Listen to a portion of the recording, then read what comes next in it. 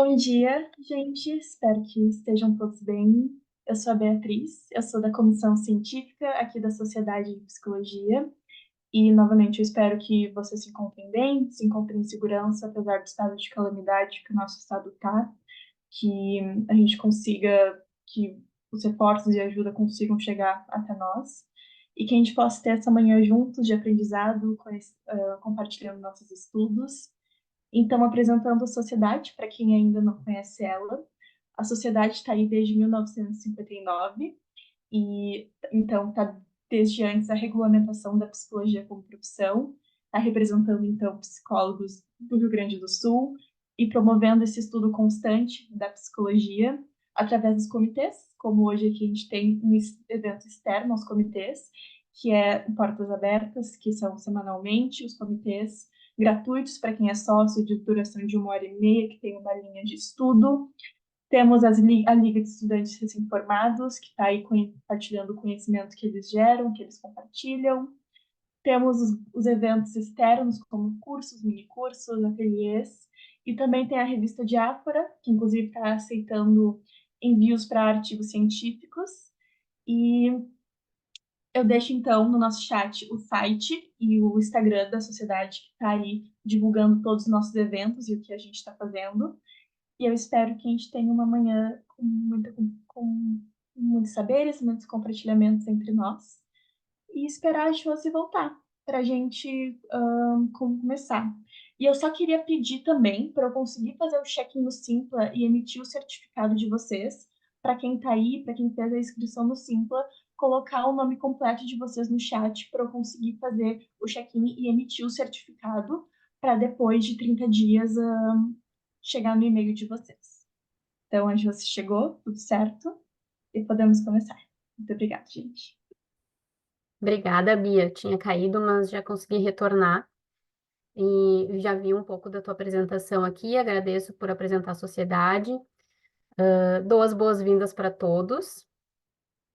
Então, hoje a gente vai, né, ter o nosso Portas Abertas do Comitê de Terapias Contextuais.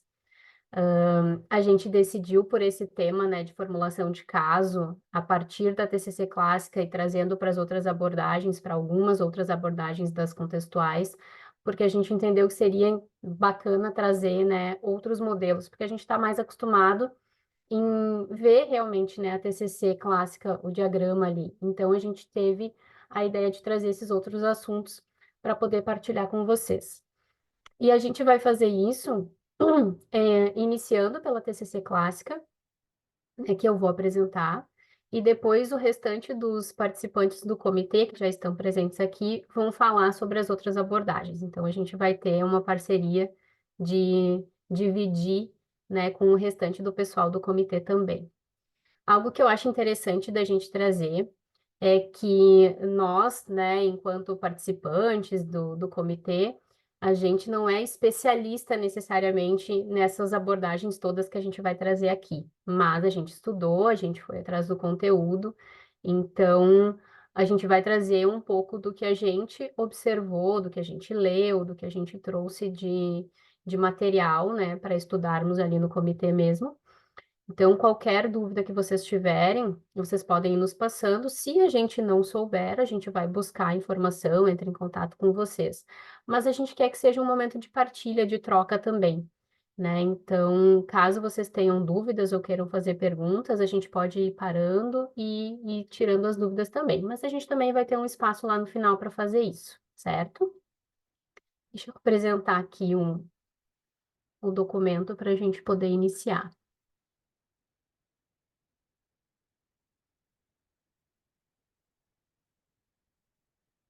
Vocês estão conseguindo visualizar? Sim.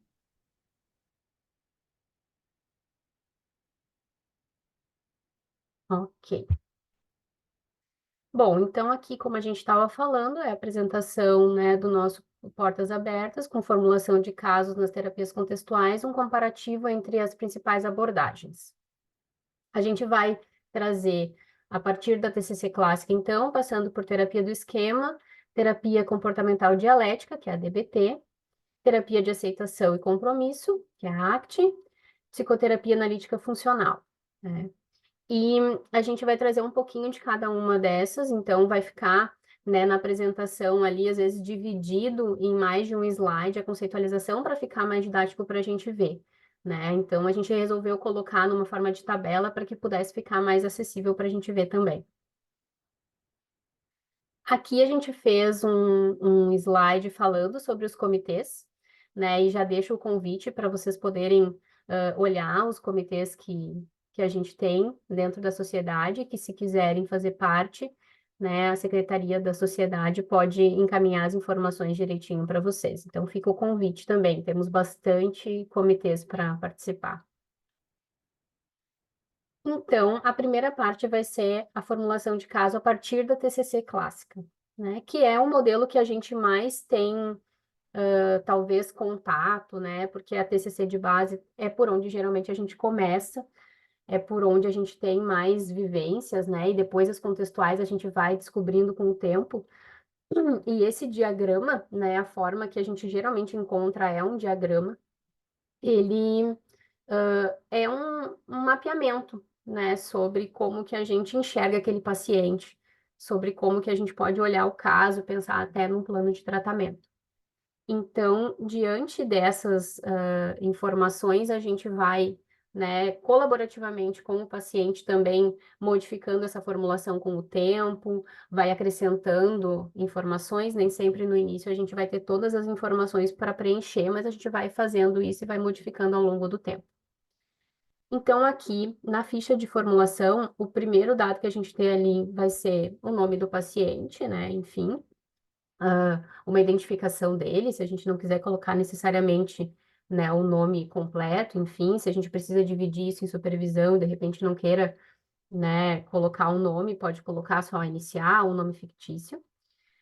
Depois a gente vai ter, né, os diagnósticos, se a gente já tiver, ou sintomas. Então, aqui a gente vai fazer realmente uma descrição do que aquele paciente nos apresenta, qual foi a queixa que ele chegou para a gente, do que é que ele está reclamando, qual é o problema, enfim, né, quais são as percepções de sintomas, né, que ele vem trazendo.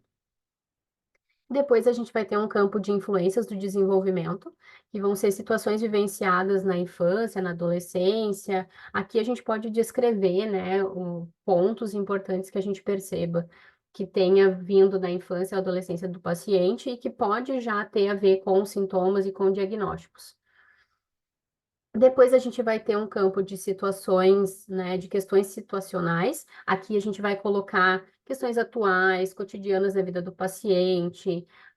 A gente pode colocar aqui, por exemplo, né, um desemprego que pode estar causando sintomas depressivos. A gente pode colocar um término de relacionamento que pode estar causando sintomas depressivos e ansiosos. Então aqui a gente vai colocar situações de cotidiano, de dia a dia, que possam também auxiliar a gente a entender aqueles sintomas que ele está trazendo.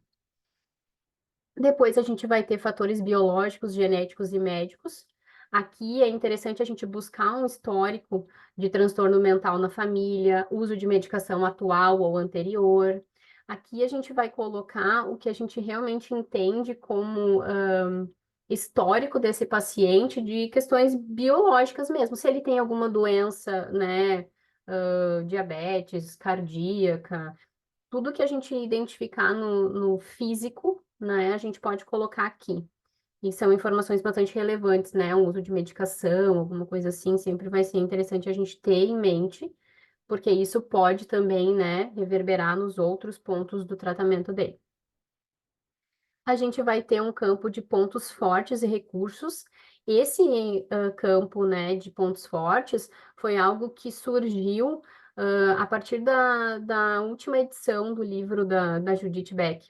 Né? Lá nas primeiras formulações, lá quando, né, o Aaron Beck fez essa formulação, não tinha esse campo, né? Mas a partir dessa última edição foi acrescentado porque ela traz justamente, né, todo um olhar já para os pontos positivos, não só pontos negativos, aquilo que o paciente já tem de recurso. Então, aqui foi acrescentado esse ponto também.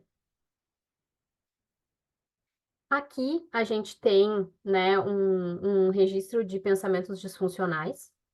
Não sei se todo mundo sabe o que é, mas é uma das ferramentas, um dos recursos que a TCC nos disponibiliza justamente para entendimento do paciente, para descobrir crenças, pensamentos automáticos.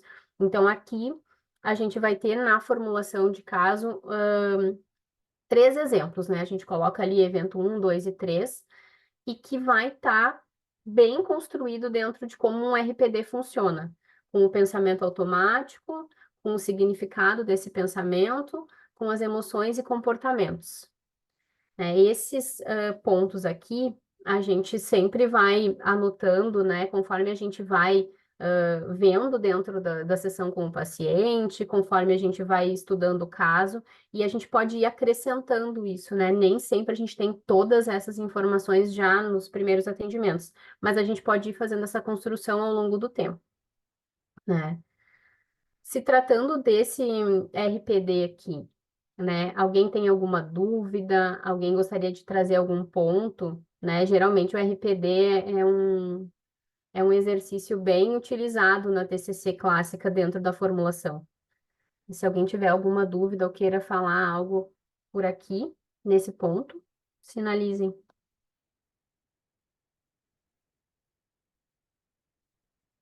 Não?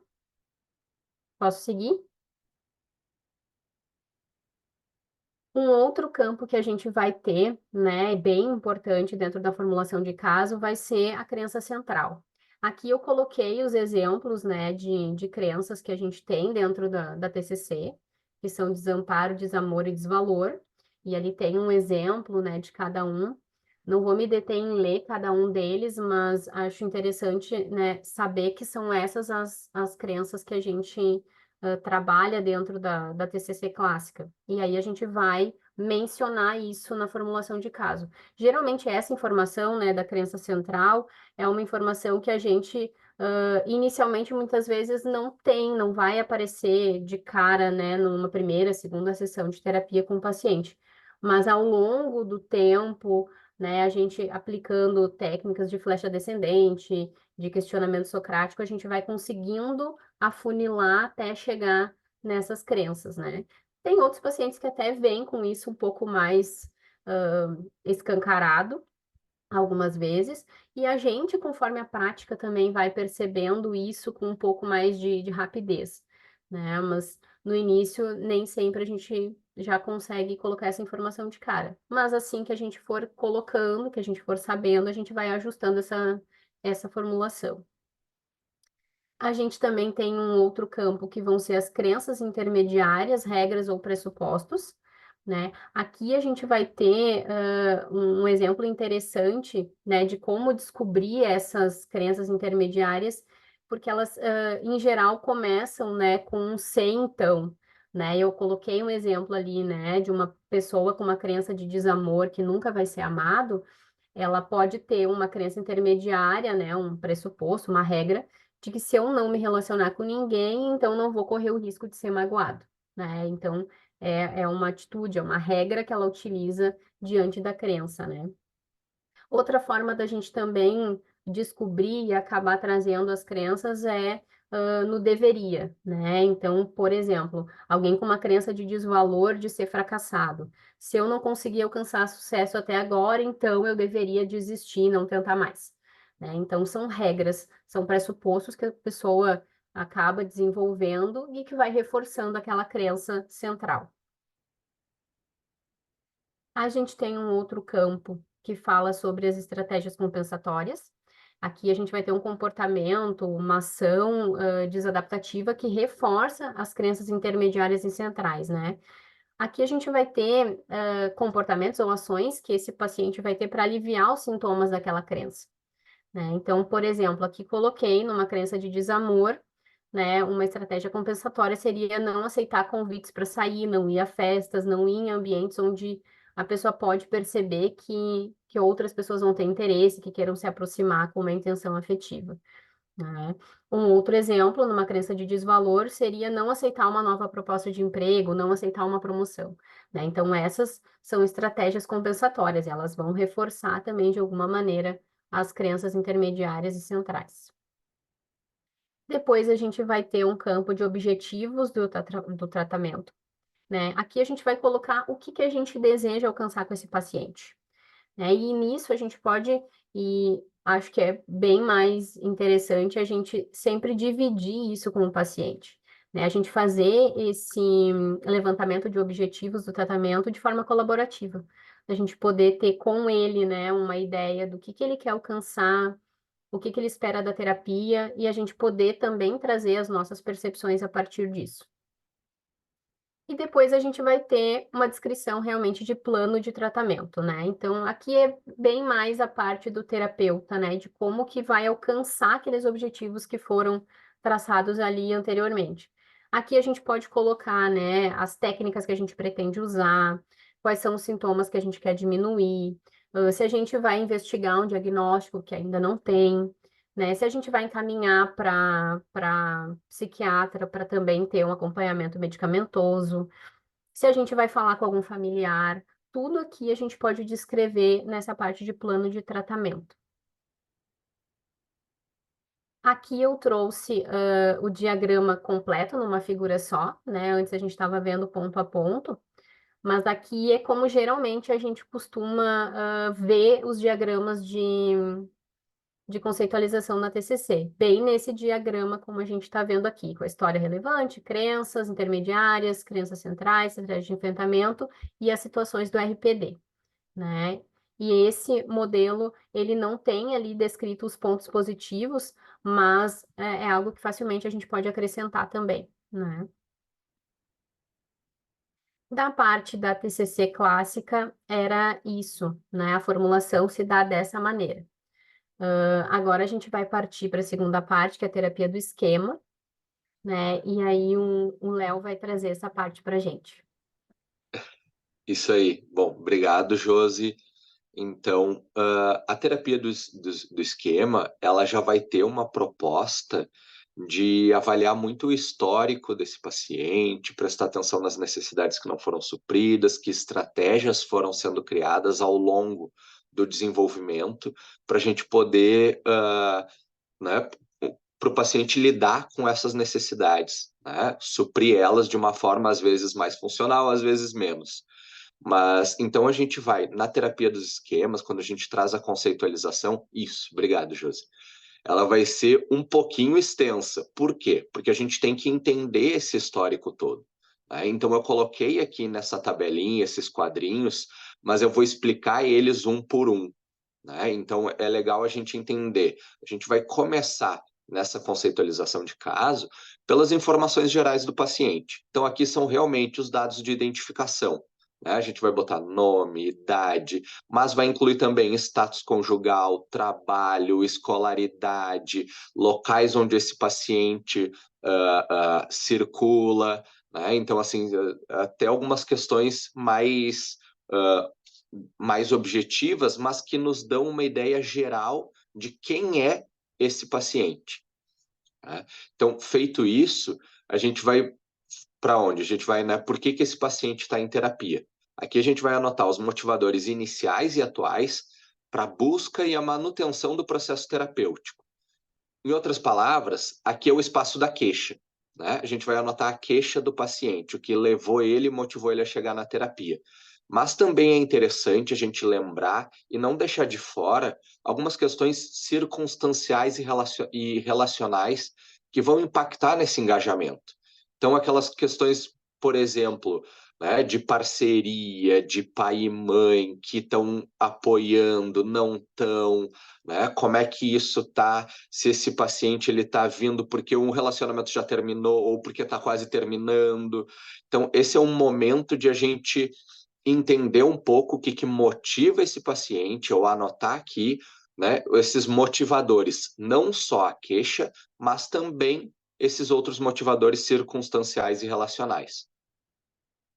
Nas impressões gerais do paciente, bom, esse é um espaço realmente para o terapeuta botar um pouco mais da impressão dele, da opinião dele, quando ele vê, quando ele observa esse paciente, realmente de uma forma, assim, um primeiro contato, né? Essa forma mais superficial, mas aqui a gente vai escrever alguns comportamentos, como é que é a expressão emocional desse paciente, se ele tem algumas necessidades, essas impressões iniciais que a gente meio que olha e já, opa, identifica alguma coisa que marca o jeito daquele paciente, né? Quando a gente entra agora, então, feitas as informações gerais do paciente, as motivações para terapia, as impressões gerais, a gente vai começar a entrar numa parte um pouquinho mais técnica, né? Então, a gente já vai para uma perspectiva diagnóstica. Aqui é importante a gente anotar o quê? Um diagnóstico principal, a hipótese diagnóstica daquele paciente, seja ela confirmada ou não. Agora, até, às vezes acontece algumas particularidades, porque os pacientes eles chegam em terapia já conhecendo alguma coisa que eles olharam na internet. Então, às vezes, eles já chegam com uma hipótese diagnóstica. É legal a gente anotar aqui essa hipótese diagnóstica que o paciente traz, né? Então, tanto as nossas quanto a do próprio paciente, confirmadas ou não, esse é o espaço de a gente anotar essas hipóteses diagnósticas. Mas junto, a gente vai anotar o quê? Nível de funcionamento em diferentes áreas da vida. Aqui é legal a gente olhar, né? A gente vai ter uma hipótese diagnóstica, mas em diferentes áreas da vida, talvez esse paciente apresente alguns déficits, algumas necessidades, algumas questões que vão se manifestar de uma forma mais expressiva ou não, conforme o ambiente que ele está, né? A sugestão aqui é separar em área profissional, amorosa, familiar, social e individual. Então, pensando nessas áreas, a gente vai anotar essa questão do funcionamento e, se possível, até relacionar com as próprias hipóteses diagnósticas que a gente levantou antes. Aí a gente passa para outra parte, que são os principais sintomas e problemas. Aqui a gente já pode ser um pouco mais descritivo, um pouco mais claro, né? No que a gente vai anotar a natureza do problema, o funcionamento, possíveis causas para cada um dos principais problemas que esse paciente vai relatar. Então aqui a gente saiu de um geralzão e a gente vai olhar mais para os casos específicos, para os principais problemas que esse paciente relata e vai destrinchar um pouco mais eles, né? Ser um pouco mais descritivo conforme as situações que o paciente vai trazer durante as sessões, durante a terapia. Então, feito isso, a gente já passou para uma parte um pouquinho mais técnica, a gente vai olhar um pouco mais para o histórico, para o passado desse paciente.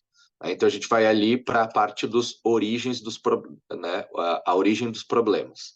A gente vai falar muito aqui, ou anotar muito, questões de infância e adolescência. Então, é legal a gente, primeiro, ter uma descrição geral da história inicial desse paciente, aspectos, eventos importantes, experiências problemáticas, o que esse paciente lembra, traz, revive às vezes na vida dele, tá? Esses principais eventos. Desses principais eventos, a gente vai tirar o quê? As necessidades emocionais que não foram supridas na infância e adolescência.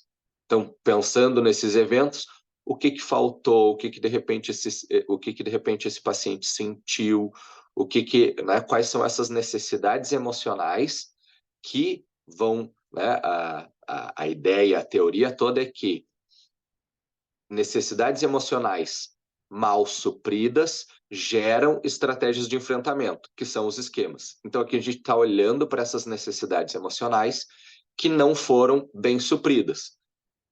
Vindo de onde? Da descrição geral, né, da história inicial que o paciente trouxe. Também é importante a gente anotar o quê? Nessa origem dos problemas. Fatores biológicos. Temperamento, né? A gente prestar atenção e às vezes anotar em algumas questões que foram mais relevantes para esse paciente, né? O que talvez ele tenha já de temperamento, de questões biológicas, digamos assim, né? Esses fatores biológicos que podem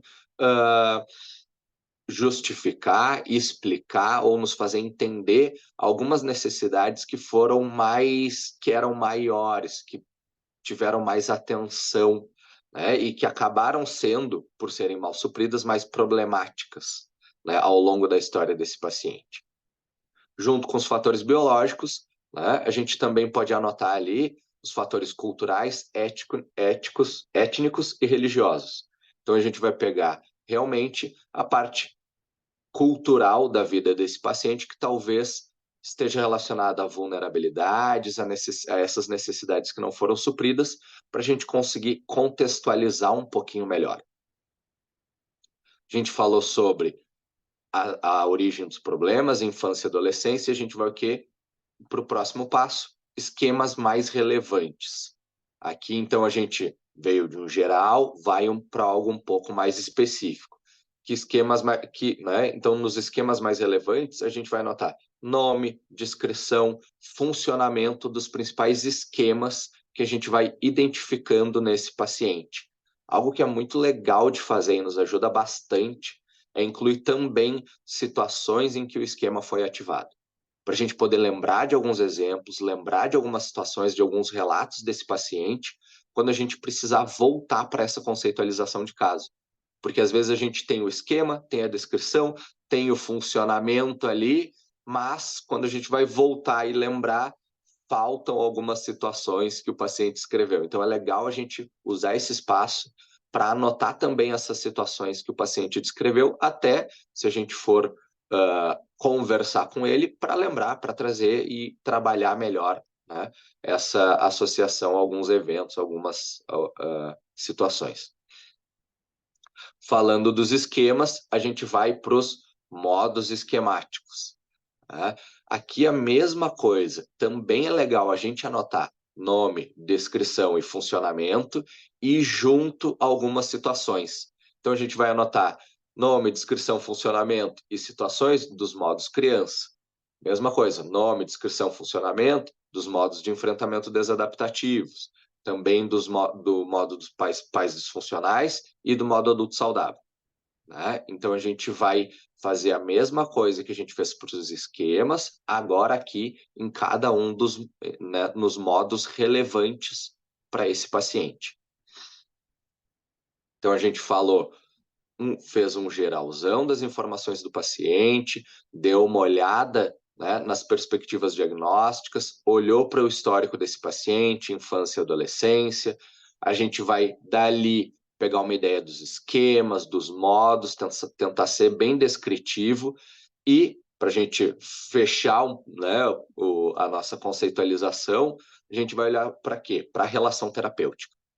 Então, aqui, né, nesse outro tópico da relação terapêutica, a gente vai anotar o quê? A reação pessoal do paciente ao terapeuta, né? Então, como ele geralmente reage, às vezes algumas coisinhas como atraso, mensagens no WhatsApp, como é que está funcionando, né, a relação com esse paciente, descrever as reações típicas, alguns comportamentos, situações experimentadas na terapia, né? Mas tudo aqui agora falando sobre a relação terapêutica, como, né, tudo esse paciente se relaciona com o terapeuta, como tudo isso se manifesta na própria terapia.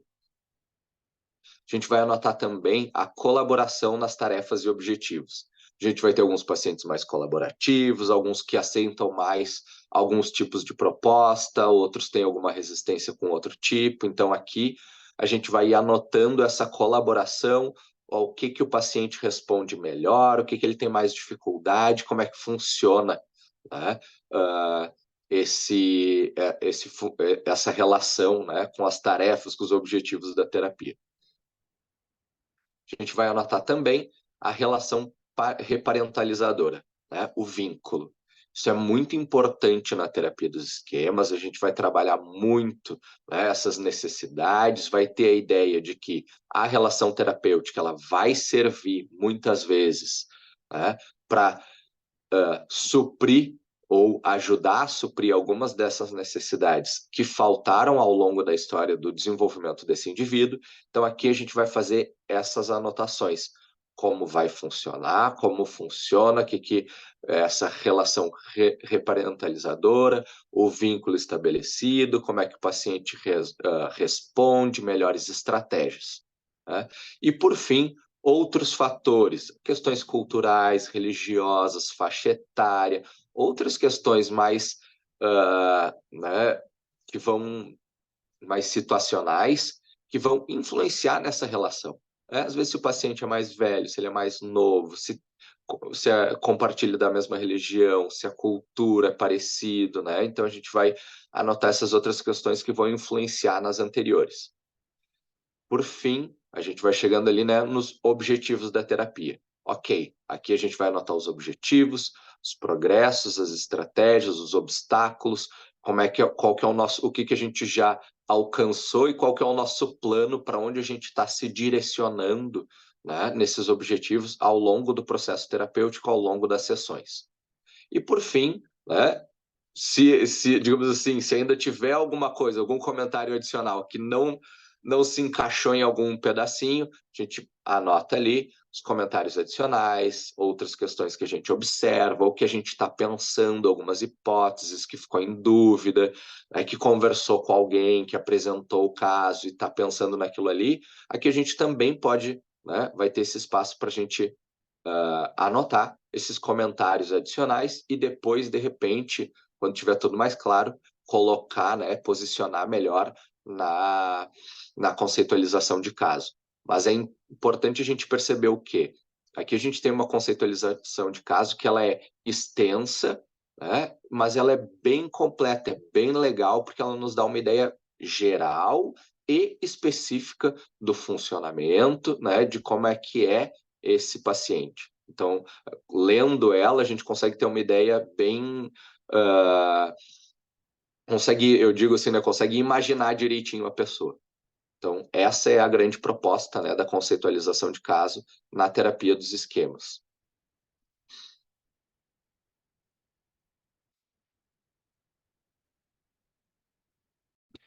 Oi, pessoal, bom dia a todos. Eu sou o Rony, eu vou apresentar para vocês então a terapia de aceitação e compromisso, né? Então, primeiro, dando um pouco assim um contexto, né, da ACT. A ACT é uma terapia de aceitação e compromisso, e às vezes o título pode ser uso, né? Aceito, mas tem um compromisso, enfim.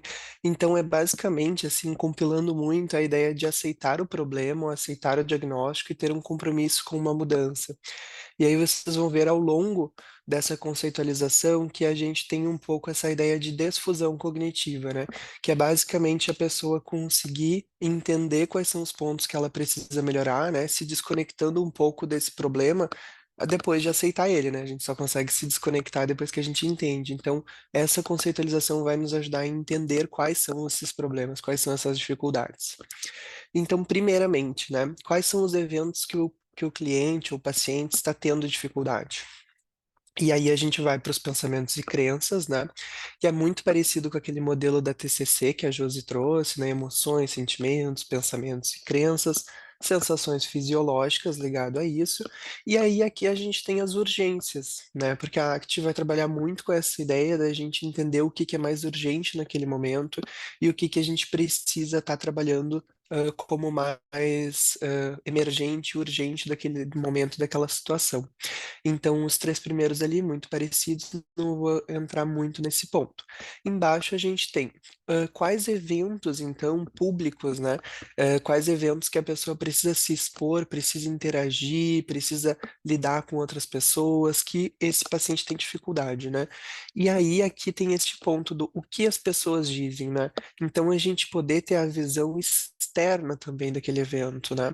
A que te bate bastante nesse ponto de desfundir cognitivamente, né? Então, ver também o que o paciente às vezes não consegue ver. Então, eu sou muito organizado e congruente, o paciente pode dizer, né? Eu sou muito estável nas minhas relações, mas todo mundo diz que eu sou muito chato porque eu não aceito atraso. Então, aqui nesse segundo ponto, a gente também pode colocar qual é a percepção, o que as pessoas dizem, né? O que que o ambiente diz para essa pessoa, e não só o que ele se incomoda em si. Então, seguindo, né, o que que normalmente é feito ou foi feito no passado, quando esses eventos acontecem? Então, pegando esse exemplo que eu dei, né? Ah, eu acho que eu sou organizado e chego no horário, mas aí as pessoas não chegam, eu reclamo e as pessoas reclamam por eu reclamar. As pessoas ficam chateadas que isso me incomode. O que eu faço quando isso acontece, né? Como eu lido com isso? Então, o que que eu faço, né, nesse primeiro ponto? O que eu espero que aconteça com eu fazendo isso, né? Aqui eu estou falando da perspectiva do paciente, e ali está escrito como uma perspectiva do psicólogo, né? Por isso que está ele e o paciente.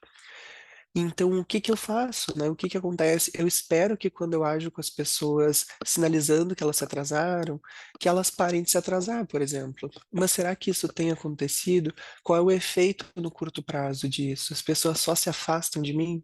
No longo prazo, eu perco relações porque eu acabo brigando com as pessoas. Claro que eu estou trazendo um exemplo muito simples, mas com as demandas do paciente, isso pode ser mais extenso ainda, né? Então, como está dando essas relações, né? Como estão se dando essas interações sociais e como isso vem acontecendo com o paciente. E aí a gente ia entendendo quais são as consequências, né? Do curto tempo para a vida dele, do longo prazo para a vida dele, isso acontece desde quando, né? E ali no canto direito, onde a gente tem a última coluna, tem trabalhabilidade, né? Que seria basicamente funcionalidade ou adaptabilidade, né? O quanto esse paciente está se adaptando, o quanto está funcionando, o quanto aquilo é funcional, o quanto aquilo funciona, né? Então, por exemplo, o que eu faço, né? Eu faço esse comportamento de sinalizar para as pessoas que eu não gosto que elas se atrasem nem um minuto. O que eu espero que aconteça é que as pessoas parem de se atrasar. O que tem acontecido? Elas continuam se atrasando no curto prazo e no longo prazo eu fico com menos relações, né? Trabalhabilidade baixa não tem sido muito funcional para mim, porque o meu objetivo era justamente ter as pessoas por mais tempo comigo, ter elas mais próximas de mim. E eu tô tendo menos. Então, neste ponto, não está muito funcional. E daí a gente pode pensar esse exemplo para diversas situações com diversos pacientes. Se isso não fosse tão difícil, né? Se eu conseguisse lidar de outra forma com essas situações, a vida seria diferente? O que poderia acontecer? O que eu poderia fazer? Bom, eu ia me incomodar menos com os atrasos, e um minutinho de atraso está tudo bem.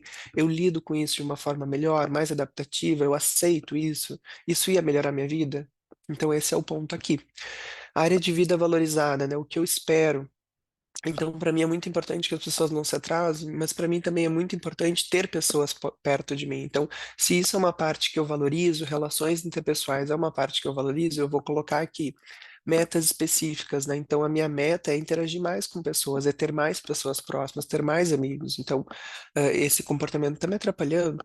Quais são as coisas que mais me atrapalham? Justamente esse tipo de comportamento, né? Me incomodar com o atraso das pessoas. E aí aqui a gente tem, né, uma escala, é basicamente uma escala Likert de 10 pontos, enfim, mas que a gente pode pensar flexibilidade, né? Então, justamente a ACT vai pensar essa ideia do que é mais urgente ou mais emergente com base numa disfusão cognitiva, que é o quanto a pessoa está pronta para mudar aquilo ali. Então, a pessoa está lá no começo, ela nem entende que aquele comportamento pode estar prejudicando ela, vai ser muito mais difícil de mudar. Então aqui a gente vai mapear como que isso está se dando na vida da pessoa, né? Então, primeiro, a gente tem o tópico de evitação generalizada de eventos. Então, eu evito todos os eventos, por exemplo. Eu não lido com eles. E aí seria um zero. Ou eu realizo esses eventos, né, de forma confiável, voluntária, aberta e não defensiva. Então eu vou para os eventos e eu interajo ainda. Então aí seria um 10, né? No meio disso seria, eu participo, mas de forma mais defensiva, eu vou, mas já querendo ir embora, né? O segundo ponto, um emaranhamento, né, generalizado do pensamento. Então, meu pensamento é muito emaranhado, confuso, com ideias que não me favorecem, né? Do tipo, ficar ruminando pensamentos, né? Se agarrar àquele pensamento, se fundir a ele, né? Não conseguir deixar ele ir, não conseguir ter essa leveza. E no outro oposto, a gente tem vivenciar os pensamentos com mais leveza, né? Embaixo a gente tem um apego inútil, né? Ou então, assim, uma disfunção, né, da história de si mesmo e do que é possível. Então, eu não entendo a minha história de uma forma ok, eu entendo a minha história como uma sucessão de erros, como algo ruim, algo pesado, algo difícil. Eu tenho uma perspectiva de mim mesmo, de que eu sou inadequado, por exemplo. Ou no outro oposto, eu tenho uma perspectiva mais flexível, que eu posso confiar, que eu não sou definido por um conteúdo difícil, né? Então, posteriormente, a gente tem também a ideia de ser dominado pelo passado e pelo futuro, então uma ansiedade mais generalizada, ou então eu ser capaz de entrar em contato com o momento presente, né? Eu confio, eu me entrego, eu estou aqui, né? E posteriormente também temos a falta de clareza ou de contato com valores, né, que também é uma parte importante da ACT, né, o quanto se conecta com os teus valores, com o que é importante para ti, com esse desejo, Ou então eu tenho uma clareza com esses valores, né? Eu sei o que eu quero, eu entendo o que eu quero, eu entendo o que é importante para mim. E por fim, a gente tem um padrão generalizado de inatividade ou de ações impulsivas, né? Onde o agir acaba precedendo os valores. Então, acontece algo, eu só reajo, eu sou sempre reativo. Ou então, eu regulo e eu tomo medidas em relação aos meus valores. Eu consigo pensar, isso é importante para mim, antes de só agir num puro impulso. Então, a gente aqui consegue ter esse mapa, né, do quanto a pessoa tem sido flexível ou inflexível de acordo com a perspectiva em alguns comportamentos específicos e maneiras de agir. Por fim, ali, a gente tem, né, quanto será necessário enfatizar a capacidade do trabalho ou da desesperança criativa desse paciente, né? Então, o quanto a gente vai precisar enfatizar a capacidade, como a gente lida com isso aqui, qual é o nosso manejo, né? Pode passar, Josi. Então, aqui a gente tem basicamente, como nas conceitualizações anteriores, a ideia da gente fazer uma perspectiva, né, um plano. Então, que aspectos desse paciente ou cliente podem prejudicar o trabalhar, ou apoiar o trabalho, né? Então, a pobreza, dificuldade de acesso a recurso, né? Tem um parceiro que não apoia que ele faça terapia, tem um ambiente de assédio, né? Tem uma empresa que o horário é totalmente alterado. Então, quais são as barreiras, né, no meio desse tratamento, né? O que que pode impedir da gente fazer um bom tratamento com esse paciente? E a próxima é o clássico, né? Planejar as primeiras sessões ou as próximas sessões, né? Quais são as nossas metas iniciais? Qual será a postura que a gente vai ter com esse paciente? Quais são as intervenções? Quais são as estratégias? Como que a gente monitora? Qual é o ritmo provável, né? Então, como eu entendo que isso vai se decorrer? Se eu entendo que uma questão ali ele marcou lá no zero, eu sei que aquilo ali vai ser um pouco mais difícil de a gente acessar. Então, dentro dessa conceitualização, eu já entendo que começar por ali talvez não seja o ideal. Talvez a gente vá desfusionando, né? Tirando um pouco daquela ideia de conexão com os pensamentos que ele já está um pouco mais aberto, que ele já está entendendo como inadequados, né? Ou como disfuncionais de alguma forma. Obstáculos em potencial, né? Que a gente já sinalizou anteriormente. Então, o que que a gente quer observar nesse paciente, né? Então, é criar essa perspectiva de trabalho. Basicamente é isso, pessoal.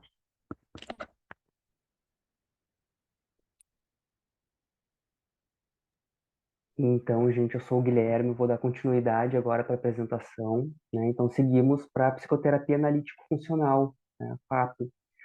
A FAP, ela surgiu lá pela década de 80, mais ou menos, com Kohlenberg e Tsai, né? Com uma ideia de conseguir entender um pouco melhor, né? O que que realmente, né, funciona numa psicoterapia, né? Por que que tem terapeutas da mesma abordagem que às vezes um consegue ser muito mais eficiente do que o outro, né? E através desse processo, dessa pesquisa deles, né, eles conseguiram chegar a mais ou menos um consenso que o ponto central, né, que diferenciava era a qualidade da relação terapêutica, né? Então não era a aplicação de uma técnica, não era necessariamente um conhecimento, né? Era como esse terapeuta interagia com o seu paciente, né? Então, eles começaram a sistematizar um pouco mais, né, como a gente faz para conseguir melhorar a qualidade dessa relação terapêutica, né? Então, eles criaram essa abordagem, né, uma forma de compreender, uma forma de criar essa relação mais genuína, mais próxima, né, com a pessoa e conseguir entender também a parte do terapeuta, né, no sentido de como que aquilo que o terapeuta está fazendo, né, acaba influenciando no paciente, né? Então, sendo uma abordagem comportamental, né, se entende que no momento da sessão, no momento da psicoterapia, o terapeuta está no papel de ambiente para a emissão de comportamentos do paciente, né? Então, da mesma forma que nós vemos, de vez em quando, nós damos temas de casa, né, para os nossos pacientes, né, e pensando para eles alterar alguma coisa no ambiente, eles tentarem alguma coisa diferente, né, para daí ter um resultado diferente, você entende que na terapia também é assim, né? Então, o que que acontece ali, né, a interação que está acontecendo ali, né, é um microcosmo do que acontece também fora da sessão, né? Então, assim, eu trouxe essa parte da formulação de caso, né, que eu acho que é aquela que é mais diferente, né? Aquela que traz um diferencial mesmo da FAP, né? Que é o foco na relação terapêutica. Mas isso não significa que a formação de caso necessariamente se limite a isso, né? Todas aquelas informações que o pessoal já trouxe, né? Então, sobre o histórico do paciente, sobre né, os sintomas, as demandas, histórico de uso de medicação, hipótese diagnóstica, né, os recursos ali que a pessoa tem, também são relevantes de se colocar e de se construir, mas a FAP não tem um modelo para esse tipo de informação, assim, né? Ela é muito individualizada para o caso específico ali do paciente, né? Então, dependendo do caso, dependendo da pessoa, dependendo daquilo que o terapeuta julgar como mais relevante, como mais importante, né? Vai se colocando ali, vai se ajustando, né? Muitas vezes a FAP é utilizada não só como uma psicoterapia principal, mas às vezes ela é utilizada como uma complementação para outras psicoterapias. É um uso muito comum dela, né? Então, ela já não traz muito, né, essa questão tão completa na formulação de caso, né? Como eu disse, é focado na relação terapêutica, né? Então, assim, pegando essa tabela que está aparecendo agora, se a gente for pegar ali a coluna da esquerda, né, a gente está vendo ali cliente, né? Porque né, na FAP geralmente se usa o termo cliente ao invés de paciente, mas enfim, vai depender do próprio terapeuta, da preferência dele, né? Então a gente tem ali, né, os Os, né, O1 e O2, né? São siglas que vêm do inglês, né? O vem de outside, né, daquilo que está fora, né? Fora da relação terapêutica, né? Então, aquilo que está acontecendo com a pessoa no dia a dia dela. Então, os problemas que ela relata que estão acontecendo nas relações dela, né? No trabalho, em casa, na relação amorosa, com as amizades, né? Então, ali, o um, né? No caso, o O1, ali, a gente está falando do que é o problema para a pessoa, né? Então, o comportamento problema, né? Então, eu trouxe alguns exemplinhos ali, né? Para ficar talvez um pouquinho mais claro, né? Então, assim, talvez a pessoa tenha uma dificuldade de comunicação, né? Ou então a pessoa não consegue enfrentar algum problema, ela tem alguma situação ali, né, que precisa enfrentar, alguma situação que ela precisa, e o comportamento dela não é esse, né? É evitar a situação, né? Então, a gente vai entendendo ali o que acontece fora da relação terapêutica, né? E o 2, né, que está na linha de baixo, né, no caso o O2, a gente está falando dos comportamentos de melhora, né? Os comportamentos que a gente vê que se aproximam mais daquilo que a pessoa gostaria que fosse na rotina dela, que fosse na vida dela, né? Que fosse na convivência com as pessoas, né? Então, comportamentos de melhora fora da sessão, né? Então, por exemplo, né? Como se a gente for pegar, por exemplo, como eu disse, da dificuldade de comunicação da pessoa, né? Uma comunicação pouco assertiva, a gente pode pensar em talvez a pessoa em algum momento se comunique, né, de uma forma mais assertiva em algum momento, né, ela consiga enfrentar os problemas de uma forma diferente, ela consiga ter novas formas de comunicar os problemas, de comunicar aquilo que ela está necessitando, né? Então, assim, essa primeira coluna é o que está fora da relação terapêutica, né?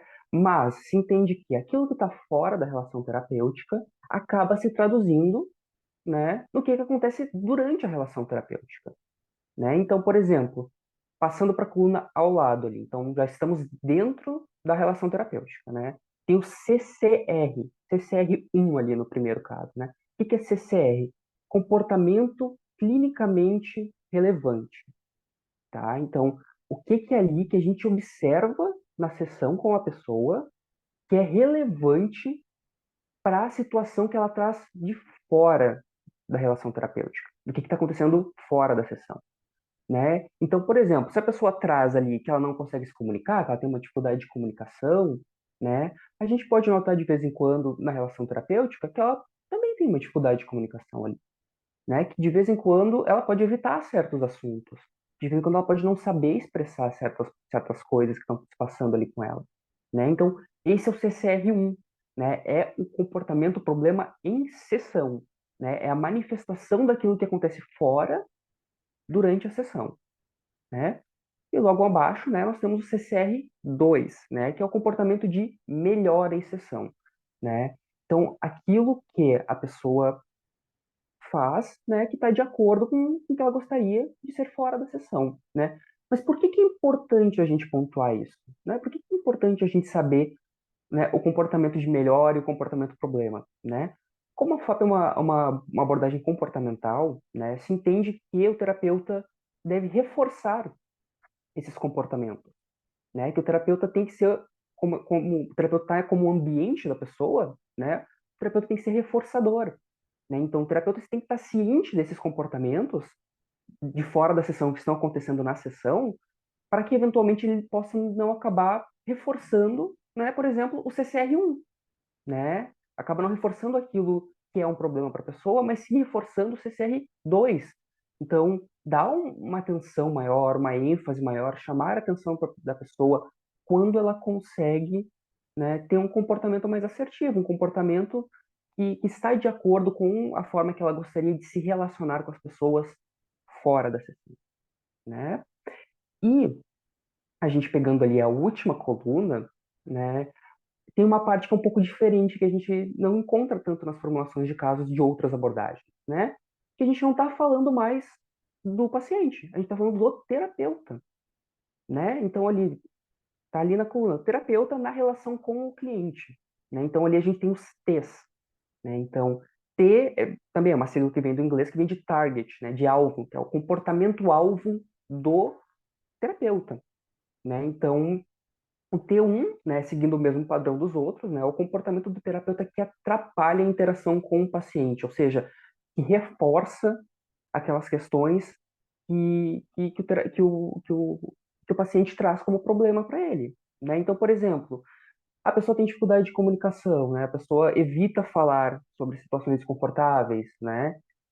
O terapeuta pode acabar, às vezes, aceitando isso, reforçando isso, né? Assim, naturalizando, assim, não digo nem naturalizando, mas trazendo isso como, reforçando mesmo, né? Assim, de não querer, né, perguntar mais, de deixar o paciente fazer essa fuga, né? Porque o paciente daí tem aquele alívio e acaba reforçando, né, o comportamento de não comunicar, de não conseguir conversar, de não conseguir interagir, né? Eu estou pegando esse exemplo da interação porque eu acho que é mais simples de entender, assim, mas isso pode ser feito em uma série de outras questões que a pessoa pode trazer de problemas de relações com as outras pessoas, né? Então, talvez pode ser não uma dificuldade de comunicação, mas às vezes é uma agressividade, né? Ou alguma outro tipo de comportamento do tipo, né? E o T2 são os comportamentos do terapeuta que facilitam a interação com o paciente, né? Então, a gente está justamente falando daquilo que o terapeuta faz em sessão, né? Aquelas atitudes que ele pode ter para poder reforçar, né, o CCR2 que a gente já falado, os comportamentos clinicamente relevantes, né, que aparecem ali em sessão de melhora para a pessoa, né? Então, por exemplo, o paciente em algum momento, por menor que seja, consegue se abrir um pouquinho mais de uma coisa que ele não conseguia, ou uma coisa que era muito duro, né, uma coisa que era muito difícil para ela dizer. Então, é o momento de reforçar, é o momento de trazer atenção, é o momento, né, de trazer essa atenção a mais, né, de demonstrar claramente assim para o paciente como aquilo é importante, como aquilo ali tem uma relevância, né, de uma forma geral para tudo que essa pessoa está passando na vida, né, e daí, né, através dessa troca, né, dessa interação que tem que ser genuína, que tem que ser verdadeira, que tem que ser próxima com o paciente, né, conseguir, né, modificar um pouquinho, né, a forma que ele interage com as outras pessoas e com todas as situações da vida dela do lado de fora do consultório, né? Então, assim, eu trouxe dessa forma, né, porque é a forma que a gente encontra nos livros, assim, mas uma coisa que fica muito enfatizada, né, é que a FAP tenta não ter um modelo tão engessado de como fazer a sua formulação de caso, né? Então, esse é o básico, né? Esse aqui é como é o padrão, né? Mas fica muito claro que, às vezes, a gente precisa de algumas informações a mais, né? Como eu disse, não tem necessariamente, assim, um modelo tão complexo, né? Tão completo, assim, né? Então, tem essa flexibilidade, né? Tem que ter essa flexibilidade, tem que ter essa visão ali do terapeuta de ver a pessoa como, assim, a gente sabe, um indivíduo único, aquela pessoa que tem suas peculiaridades, que tem suas necessidades, né? E tá sempre de olho nisso, né? Sempre tá bem atento, né, a essas individualidades da pessoa, né? E como lidar com essas individualidades, né? Como se lidar com tanto as questões do problema, né, que aparece em sessão, quanto as questões de melhora, né? Então, sempre tentando reforçar, sempre tentando auxiliar a pessoa, né, nos comportamentos de melhora, né, tentando enfatizar isso para ela, né, e também enfatizando comportamentos que não são de melhora, né? Tipo, você nota que isso aí é uma coisa que também acontece do lado de fora, né? Você nota que isso aí que tu não tá querendo trazer, talvez seja uma coisa que às vezes acontece ali, que tu me trouxe, que tu não consegue se expressar muito bem ali, né, fora. Mas eu acho que assim, sobre a FAP é basicamente isso, assim, ela não tem uma coisa tão extensa, mas ela é uma coisa mais focada mesmo na relação terapêutica.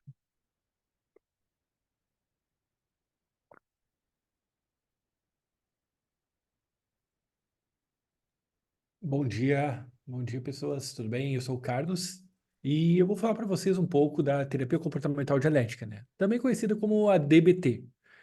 A DBT, ultimamente, ela está sendo bem procurada por terapeutas porque ela é focada no desenvolvimento de habilidades, né? Muitas pessoas já devem ter visto, baixado, comprado esse livro aqui da Marta. Ele é somente uma parte da DBT. A DBT não é esse livro. Esse livro aqui, quando o terapeuta adquire ele, achando que vai aprender a DBT, ele não é a porta de entrada. Ele, esse, desculpa, esse livro aqui, ele é focado, na verdade, no treinamento de habilidades necessárias para a mudança dos pacientes em determinados estágios. Vamos lembrar para que serve a DBT, né? O início dela. A própria Martha Linehan, que é a criadora dessa metodologia, né, de terapia, ela é borderline.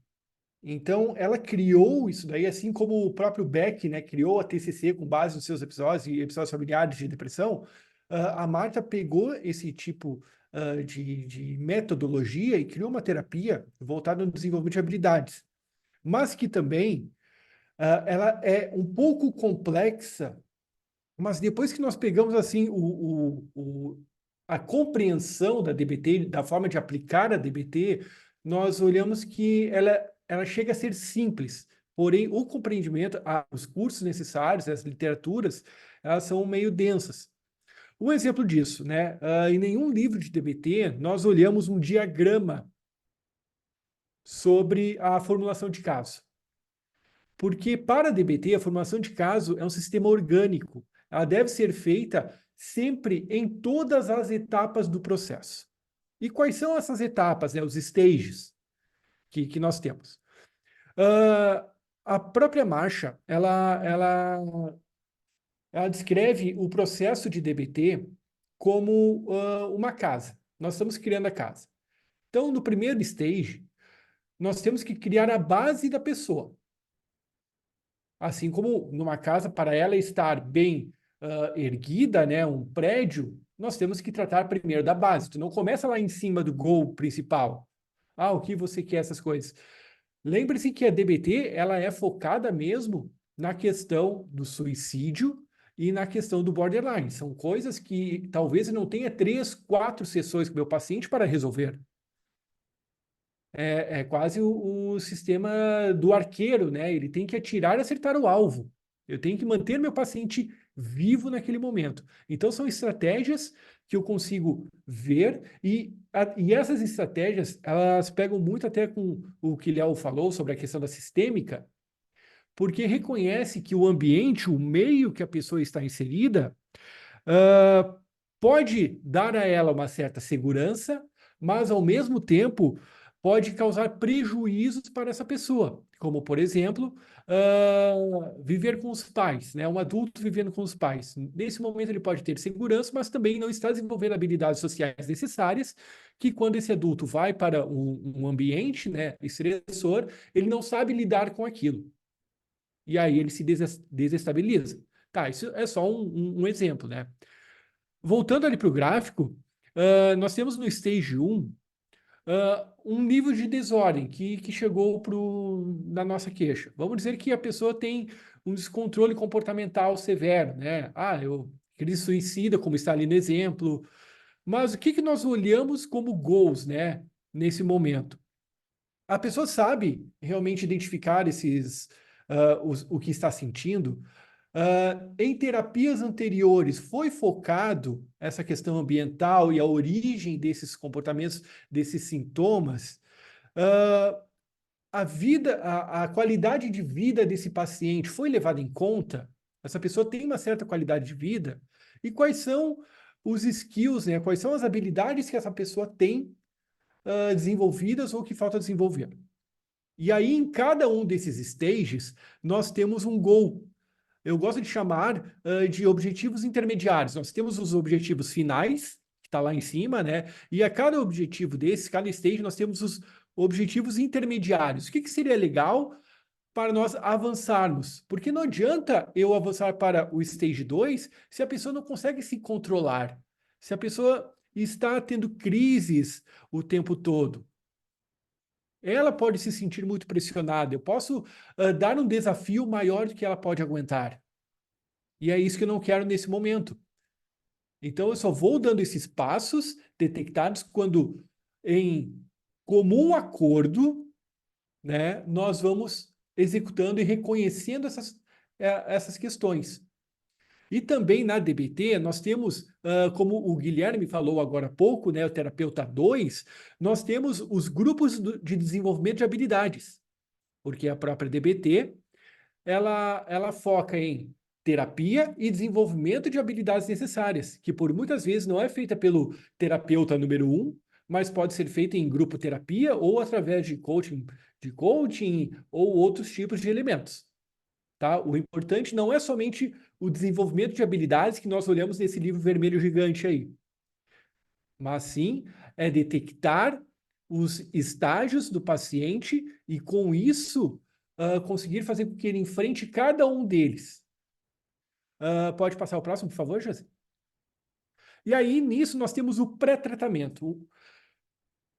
Vocês podem notar que é basicamente a mesma coisa que os colegas falaram antes, a conceitualização do caso. Porém, nós vamos focar um pouco mais na questão do momento presente do usuário, o que o comportamento atual está levando a uma crise. Por exemplo, ali, a identificação do problema. Tá, a pessoa tem um comportamento suicida, tem comportamento de autolesão. Ok. Qual é a história da vida dessa pessoa? O que leva... essa pessoa teve elementos traumáticos ao longo dessa vida? Ou quais são as outras experiências positivas e negativas? Não é que nem um balanço geral da vida que eu só quero sangue escorrendo. Não, eu quero saber, tá, o que tu gosta de fazer? Quais são teus amigos? Qual é o teu porto seguro? Isso é muito importante para nós detectarmos, porque no momento de crise nós vamos chamar esse porto seguro para o nosso paciente. E esse paciente, ele está em crise suicida. Se ele chegou para nós, ele já tentou se matar. Ou está na iminência de fazer isso. E aí a definição de alvos, né? As metas alinhadas para a extinção dos problemas relatados. Não vamos esquecer do slide anterior, que são por fases. Então eu tenho o goal, o goal é ter aquela casa bonita, linda, que eu vou ter. Beleza, esse é o goal principal. Mas qual é o goal agora? Eu tenho que fazer um piso legal. Eu vou fazer um piso, para isso tem que ter um contrapiso, para isso eu tenho que nivelar o terreno, eu tenho que ver a questão do escorrimento da água e assim vai indo. É uma coisa bem sistemática. E aí depois nós temos o primeiro estágio, que seria a análise dos riscos. Algum comportamento oferece risco à vida ou à qualidade de vida do paciente? Por que a qualidade de vida e a vida estão aí? Se a pessoa está passando por um momento de desemprego, ou então agora chuva, tudo caindo, né? Ela pode se desestabilizar e isso pode ser um gatilho para uma crise. Ou se hoje ela está enfrentando uma crise, vem de outro terapeuta, encaminhado para nós por causa da DBT, né? Uma questão assim, múltiplos terapeutas. Então, tá, hoje, aconteceu uma crise hoje de manhã, hoje de madrugada. Ok. O que aconteceu? Eu não vou perguntar direto o porquê. Assim, o que aconteceu contigo? Tu tá bem? Eu vou focar nessa questão. O comportamento de autolesão, as ideações que ela tem, o afeto relacionado ao suicídio, o que ela vê disso daí? Nós vimos muito, quando teve aquela série da Netflix, né, o Seven Reasons Why, que muitas crianças romantizaram, muitos jovens, né, romantizaram a questão do suicídio, igual ao efeito Werther. Para quem gosta de estudar essa questão, como eu, né, tem o efeito Werther, que é tipo essa série, mas aconteceu com livros em 1800 e alguma coisa. Desculpa. Se essa pessoa tem histórico de abuso de substâncias, se essa pessoa tem desatenção, problemas médicos, impulsividade, algum dos transtornos ligados à impulsividade, como o transtorno borderline, como o TDAH, por exemplo, e assim vai indo. Então, são os fatores que levam a pessoa a essas questões. Quais são os comportamentos do cliente que podem interferir na terapia? A pessoa tem muita esquiva, ela tem um comportamento de esquiva, ela tem um comportamento de duvidar de tudo, né? Bem aquele, o todinho que a gente brinca, né? O opositor. Será que a pessoa não cria um vínculo ainda com essa pessoa para acreditar em mim? Essas coisas. Quais são os déficits de habilidades que prejudicam o cliente? Aí, nesse momento, durante a entrevista, durante o histórico, eu já peguei alguns gols de habilidades. Pô, pode ser que essa pessoa. Eu acho que essa pessoa, nesse momento, deve desenvolver mais tolerância ao mal-estar. Ela deve desenvolver assim, uma concentração, não agir tanto no impulso. Talvez um mindfulness ajude, não é? E aí, depois disso, eu vou para o estágio 2, que seria o controle dessas respostas emocionais que eu vi na primeira parte. Então, a própria experiência emocional é traumatizante? No caso, a parte 2 já é voltada às emoções. Então, eu perder o controle dessas emoções, eu entrar num episódio de hipomania, ou então simplesmente a parte de eu ser impulsivo, me prejudica muito emocionalmente. Bah, Carlos, eu falo muita coisa errada, eu brigo com a minha namorada, eu brigo com meus pais e depois eu não me tolero. Aí eu quero causar dor em mim como um sistema de punição ou como um alívio da dor, ou então eu não quero mais saber, vou me atirar dessa janela. E às vezes a pessoa pode desenvolver respostas ao transtorno do estresse pós-traumático. O TEPT não é somente a questão de guerra que nós vimos, a pessoa foi assaltada e não. É algum evento traumático. Ponto. Briguei com a minha namorada e não consegui aguentar isso daí emocionalmente. É um estresse pós-traumático. É após o evento. Então, se a pessoa não sabe lidar com aquilo, eu tenho que ver o porquê que ela não desenvolveu ainda experiências necessárias. A agorafobia, por exemplo, é um exemplo, né? Eu não consigo mais ir na rua comprar alguma coisa, não consigo mais ir no jogo do Grêmio, etc, né? Mas antes ela tinha essa qualidade de vida. E quais são as respostas que devemos ter atenção? Carlos, eu vou para a rua, mas quando eu vou para a rua eu tenho muito pensamento, assim, de me matar, de me atirar no Trenzurbe, de alguma coisa assim. Mas então tu sai sozinho? Quem é que pode ir contigo? Né? Tudo isso está sendo avaliado também. Quais são as minhas seguranças, as minhas fortalezas, né? E aí, no estágio 3, nós entramos no livro vermelho, que seria o desenvolvimento de habilidades. Mas esses estágios, gente, possuem escadas, né? No primeiro slide lá tinha escadinhas. Tu pode subir e descer o tempo todo. Não é uma linha, não é assim, uma timeline, né? Aqui é tipo o multiverso, os nerds aí vão adorar essa analogia. É presente, passado e futuro, tudo junto.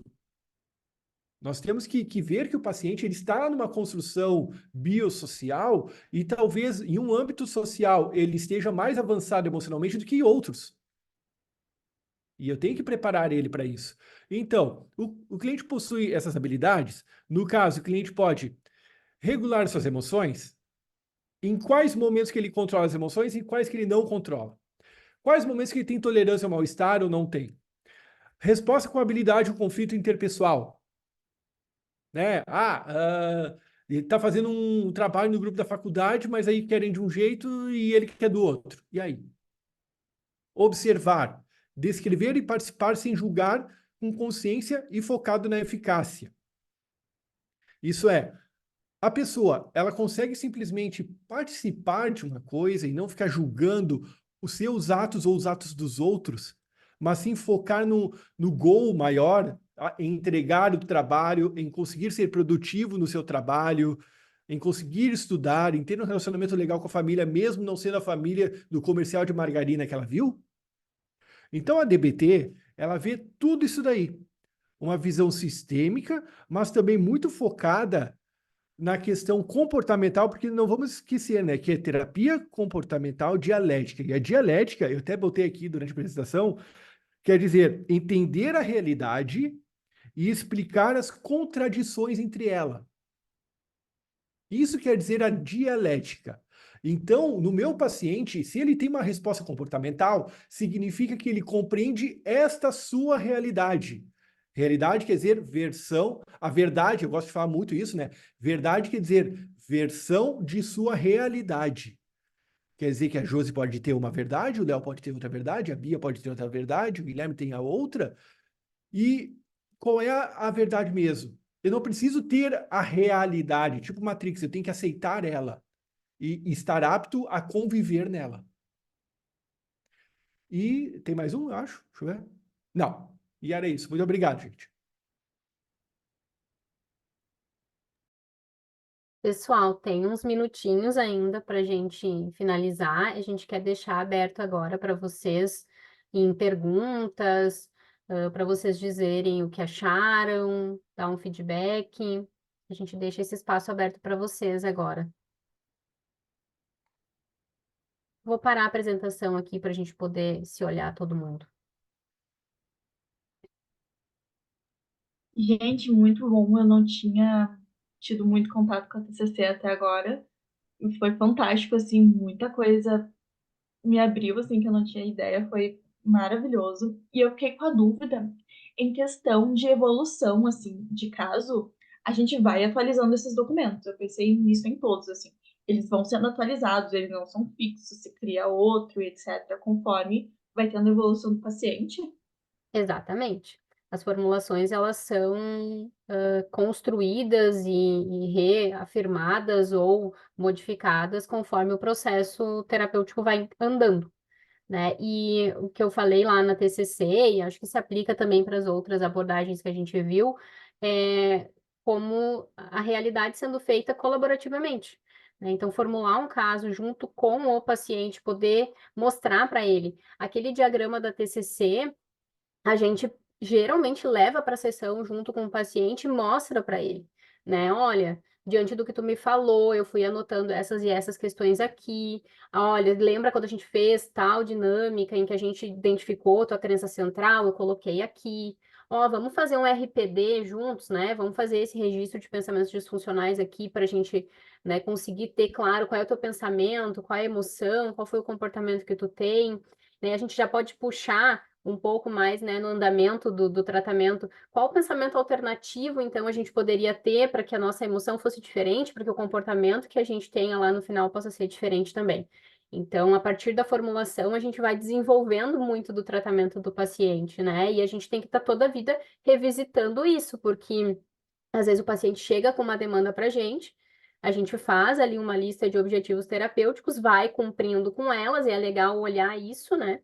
Lá, olha, a gente já alcançou isso, isso e isso daqueles objetivos. Tu tem algum outro que tu queira colocar? Tá acontecendo alguma outra situação na tua vida que possa entrar em objetivos atuais? E aí a gente já vai ter todo um outro panorama para pensar junto com o paciente. Até aproveitando, Josi, a pergunta da Bia, eu ainda não me formei. Estou me formando agora na metade desse ano. E na faculdade, é nítido tu ver a questão, eu não gosto da TCC porque ela é muito engessada. Não, a TCC não é engessada. Ela simplesmente, ela verifica o quê? Como que o teu comportamento ou como a tua visão do ambiente interfere nas tuas ações e interpretação. E isso daí é o tempo todo. Então não tem como ser uma coisa engessada, porque hoje meu paciente, no início da sessão meu paciente pode estar com uma compreensão de um fato e no final da sessão estar com outro. totalmente diferente. E toda essa compreensão dispara reações emocionais e fisiológicas distintas. Então, não tem como essa pessoa fazer isso, né? Ser engessada. Não, é simplesmente uma falha na compreensão da abordagem. Bacana, Carlos, acho que é isso aí mesmo. Pessoal, mais alguma dúvida ou alguma contribuição que vocês queiram dar para a gente também?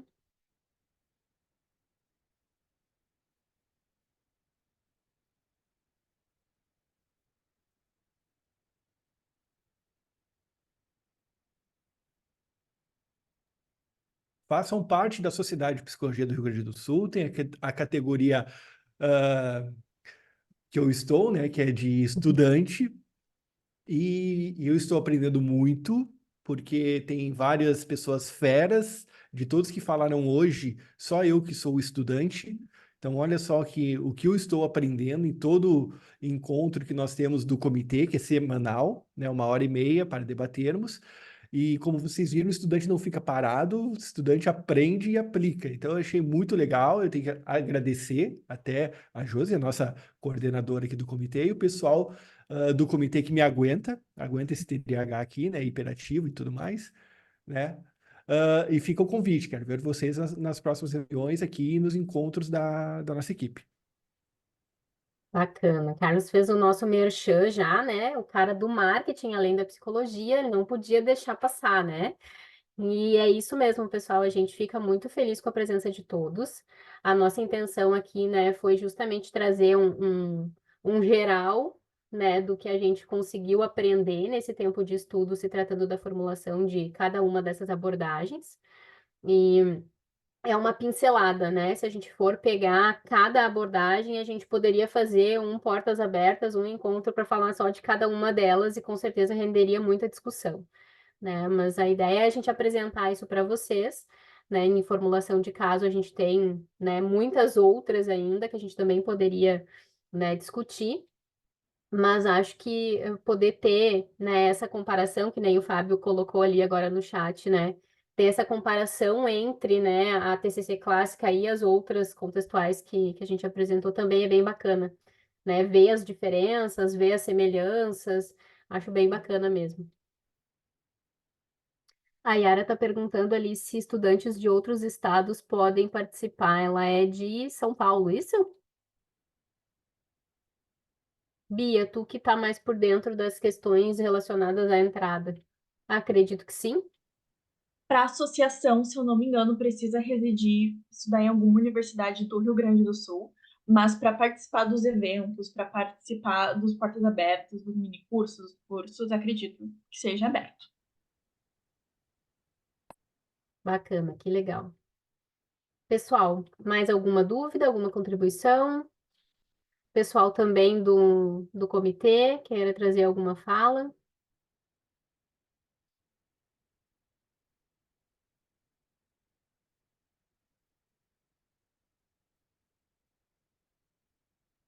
Acho que é isso então, pessoal. A gente agradece muito a presença de vocês.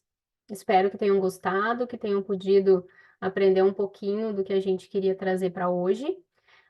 A gente fica à disposição também, né? Qualquer situação que vocês queiram, né, conversar a respeito da associação ou do próprio material, né? É só entrar em contato com a gente, que a gente pode tirar dúvidas, pode seguir conversando também, certo?